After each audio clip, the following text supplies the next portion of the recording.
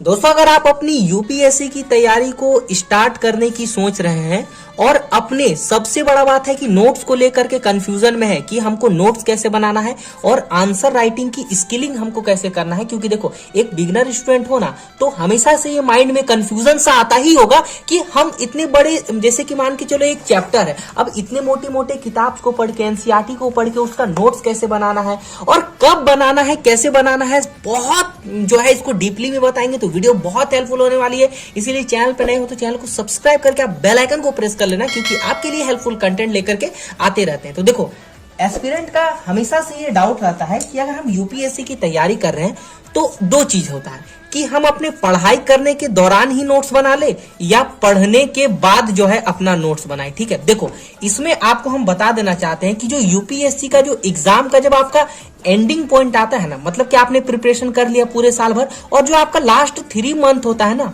वो आपका नोट्स ही आपको काम देता है। नोट्स इसीलिए काम देता है ना क्योंकि उस टाइम आपको चाहिए क्विक रिवीजन चाहिए। क्विक रिवीजन कब होगा? हम किताब को तो पढ़ा है लेकिन क्विक रिवीजन हमारा नोट्स देगा हमको। ठीक है, तो इसीलिए हमको सिलेबस के अकॉर्डिंग बहुत ज्यादा नोट्स बनाना पड़ेगा। ठीक है, तो देखिए आप कभी भी एक चैप्टर को पढ़ो, जैसे कि मान के चलो ये एक चैप्टर है, ये मान के चलो देखो भारत का राष्ट्रीय आंदोलन है, तो कभी भी आप, जैसे ये चैप्टर 8 है, इसको यहां से मैंने यहां तक, ये देखो इतना बड़ा चैप्टर है और कहीं ना कहीं यूपीएससी के लिए तैयारी कर रहे हैं तो हमको डीप में पढ़ना पड़ेगा।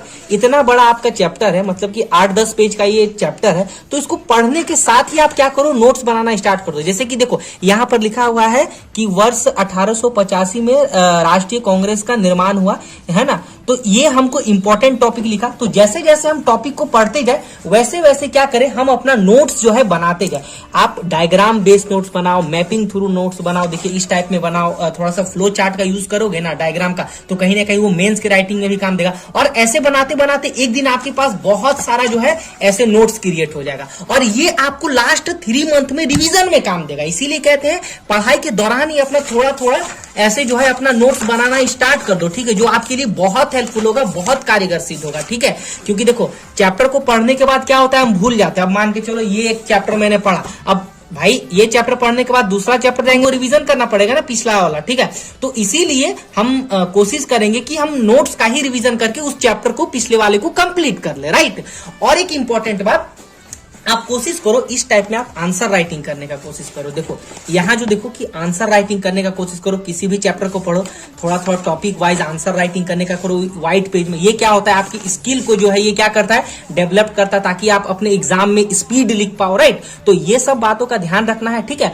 और बेसिकली आप ही के लिए एक ग्रुप भी मैंने बनाया है, टेलीग्राम पेड ग्रुप बना है, जिसमें इसी तरह के हैंड रिटन नोट्स दिए जाते हैं। पेड ग्रुप है, जस्ट 101 टाइम फी के साथ आंसर राइटिंग होती है, आपकी नोट्स दी जाती है। तो उस ग्रुप को ज्वाइन नहीं किया है तो ज्वाइन कर लेना। और एक इंपॉर्टेंट चीज मैं यहाँ दिखाने वाला हूँ, आप इस टाइप का ना कोशिश करो कि इस टाइप का आप स्किलिंग सीखो। देखिए ये जो मैं फ्लो चार्ट बताता हूँ ऐसे करो, और भी मैं आपको दिखाता हूँ, जैसे कि यहाँ पर आप देखिए इस टाइप का आप फ्लो चार्ट का यूज करो, तो कहीं ना कहीं इससे क्या होगा ना, आपको मेंस के एग्जाम में मार्क्स अच्छे मिलेंगे। ठीक है, मार्क्स अच्छे मिलेंगे तो कहीं ना कहीं वो आपके मेरिट में जुड़ेगा और सिलेक्शन तक आपको ये काम देगा।